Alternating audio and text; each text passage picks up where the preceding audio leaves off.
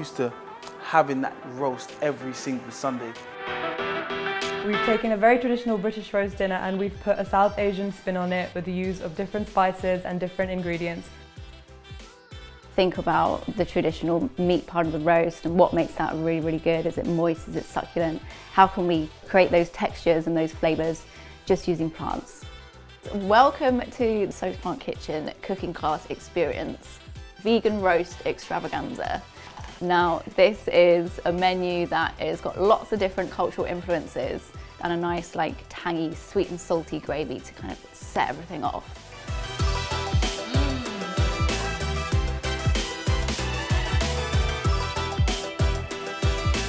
Let's eat the Wellington.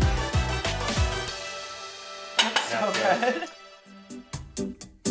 I'm Craig, I'm one half of Original Flavour. So we'll be starting the experience with a demo. It's the same marinade that we use to marinate our chicken before we serve that roast. So you can take that home with you. We merge our Caribbean upbringing and also our British upbringing as well. And we just bring it together into the food, a lot of love in our process.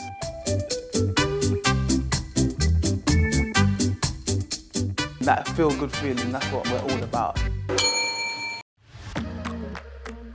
Thank you so much for coming to my Masala Supper Club. I'm so excited to share all the food I've made with you today. Before we get into it, we're going to start with a little cooking class. We're going to make spinach pakoras, so it would be a perfect way to get into South Asian food today.